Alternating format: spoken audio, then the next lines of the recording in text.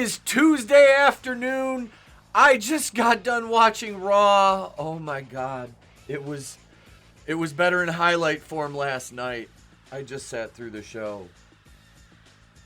You guys thought last week was rough. You know what? This is going to be proof positive to you that I don't just pick on AEW. Let's go! It's time to review WWE Monday Night Raw live September 9th from the Saddledome in Calgary, Alberta, Canada. After what was a pretty solid match, Dexter Lumis hit the splash on Gable for the pin, and I didn't have any problem with this match really overall in terms of how it was done, the storytelling. One spot, though, really got me, really detracted from the Wyatt Six's victory here, and we're going to go over it right now. More ridiculous indie, the women can put their hands on the men, but the men can never touch the women bullshit. As Nikki Cross physically out-muscles Chad Gable, pulls him out of an ankle lock, and hits a German suplex on him. Are you fucking kidding me? Come on. So now Chad Gable has literally zero credibility. Absolutely none. Because anytime this happens, this goes back to, I always go to the Brian Cage, Tessa Blanchard. Brian Cage is like a He-Man action figure. Guy's just a wall of muscle. And for him to get beat, and this is the thing, is he's not like some big, slow goon who can't move. Brian Cage is very agile for somebody who carries the physique he does. So for him to be physically beaten, and for me to suspend my disbelief to actually get this story over, that a 120-pound female, no matter how built she is, physically bested him, is a joke. So to correlate that to this, Chad Gable's in fantastic condition. The guy has proven he's strong, way stronger than his size would let on. So this, again, is just them wanting to, hey, we got to put the women over. I want to see this reversed and watch people melt down on Twitter. I'm going to get called, whatever, an incel for this. But this is stupid. This branches across both companies right now, and it's prevalent in the indies. And like I said, I was on an indie show once. They offered me the spot, and I walked away because it's fucking stupid. It never benefits the male worker. It always benefits the female. And the door only, like I said, the door only swings one way on this. It's fucking indie garbage. As stupid as Nikki Cross German suplexing Chad Gable, as ridiculous as Nikki Cross physically besting a man, as stupid as Ivy Nile getting buried by Nikki Cross and getting buried consistently week after week, all I gotta say is,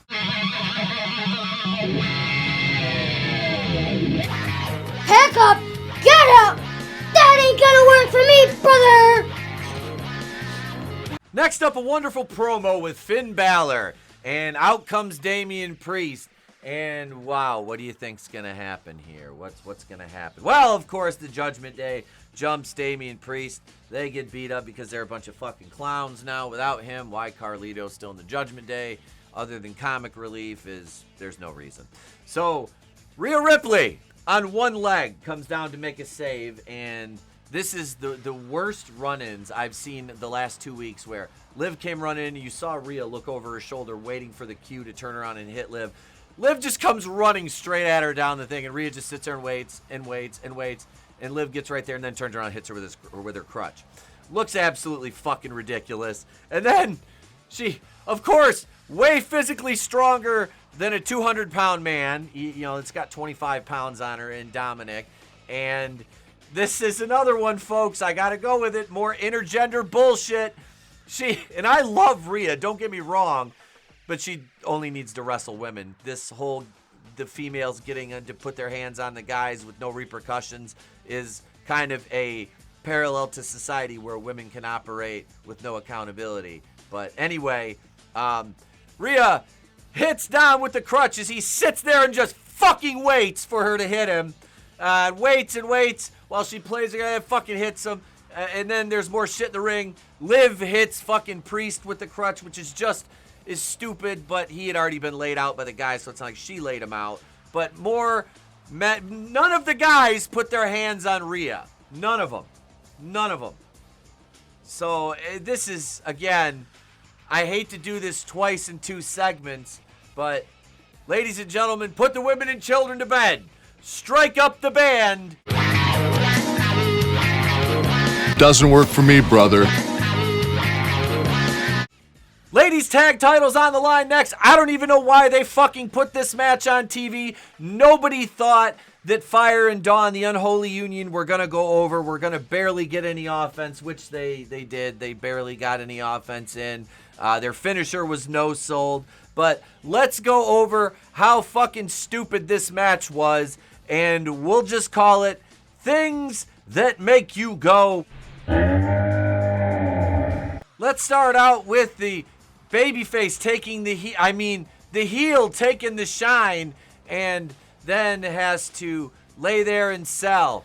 And at this point, like 10 to 15 seconds have went by, so Bianca can do this stupid bullshit, flip her hair all around, run across the ring, hit his spear. So she had to sit there and wait for around 10 seconds for this dumb bullshit spot. How about this one? Bianca is working over Isla Dawn in the corner, and Alba Fire comes running in, and then Bianca, of course, because she has more athletic ability than anybody in the history of the world, backflips over, and they have to sit and wait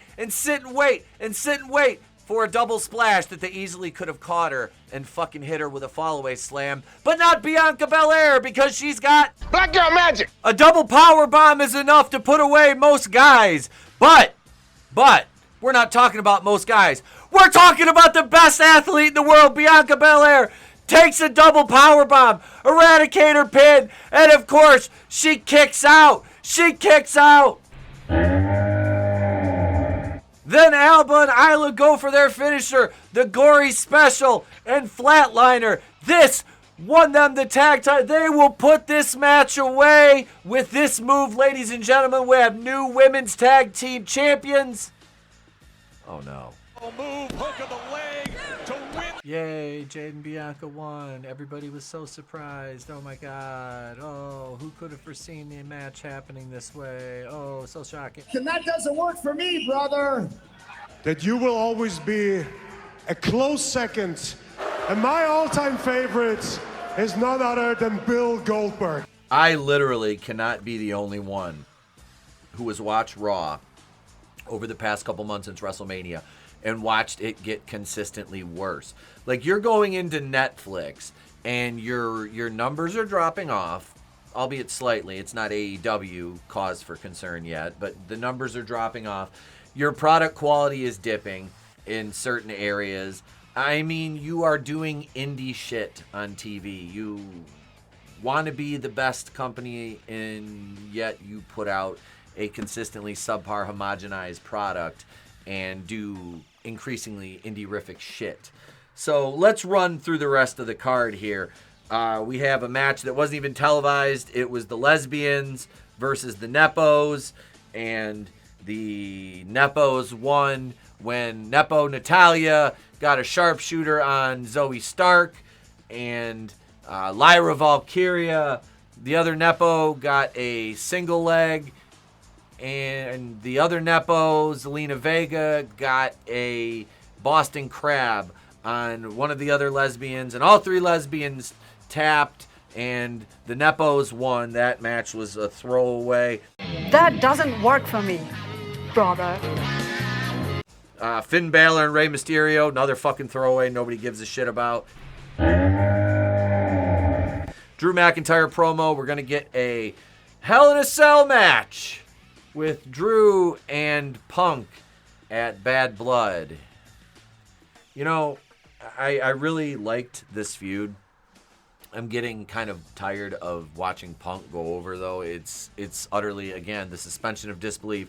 270-pound monster against CM Punk. Yeah, not buying it. Whatever brand you're selling, I ain't buying it. It's bullshit. They don't put Drew over in this fucking match. And again, more corporate 50-50 booking. Oh, we got to have a trilogy. We got to have a Stop. Not every feud needs 3 fucking matches. Drew should have went over twice. So Bret Hart and Gunther, it was just to put over fucking Sami Zayn because he's a shitbag and he came out in a Calgary Flames jersey. Yes, because Sami Zayn is definitely flaming. Gay! You want to talk about a main event on Raw that moves the needle? Here is that match, ladies and gentlemen. You've got main mid-carder Jey Uso, completely overrated and undersized Ilya Dragunov, trans man Pete Dunne, and the WWE's biggest jobber, Braun Strowman. Yes, Braun Strowman in this match gets taken out by Big Bronson Reed again. And Pete Dunne, the little trans man who looks like one of my cousins that transitioned. I don't know what the fuck happened to him. I can't remember. I think Ilya Dragunov takes the pin from mid-card Jey Uso, which moves Jey Uso on to that Intercontinental title match against Braun Breaker. So, again, another physically inferior guy can, get clean offense on a 260-pound blue-chip monster, which Braun Strowman being in this match and this not being a squash is fucking hilarious. I mean, Jay weighs like probably 230. Dragunov's 210. Pete Dunne's like 180 pounds. And this is your main event on your flagship show. Let that sink in. Let that sink in, folks. So to put this show to bed, folks, we had intergender garbage that just detracts from the males involved in the situations. Ivy Nile getting buried is just ridiculous. Nikki Cross with that German suplex on Chad Gable. It was stupid. You had the Rey Mysterio Finn Balor match, which was a throwaway match. The Nepos and the Lesbians, Pure Fusion Collective versus Natalia, Lyra, and Zelina Vega. Absolutely unwatchable. The main event was almost unwatchable. Yeah, the Unholy Union versus Bianca and Jade. They're just burying another tag team that's actually cohesive. Do us a favor, turn Bianca heel. She's not a babyface. She's insufferable as a babyface. Her gimmick is cringe. Just Jade is... I love these two. Like I respect them as athletes because they're both just amazing athletes, but this is not working. You can't make these two look like they're just unstoppable all the time. God knows everybody hated John Cena for that. So why would you do that to your two women, and one of which you paid a lot of money to in her contract and you're trying to build? So I don't know. This show was just a mess. It was a hodgepodge. And I guess I'll sum it all up with one more of these. Hey, yo. That ain't gonna work for me, brother. That is it, folks. That is all she wrote. Leave your thoughts in the comments. Subscribe. Ding the bell for notifications. Share the video. Do all the YouTube things, all the social media things. Be sure to tune in tonight. Tuesday Night Terror Vision. Tomorrow night, Lethal Ladies is done, but we still have an Andy Sedaris movie. Much, much more coming throughout the week, folks. I'm Etep from Wrestling with Horror. From all of us at the channel, thank you very much for your support. We will catch you on the next one. Remember, it is always better to burn out than to fade away.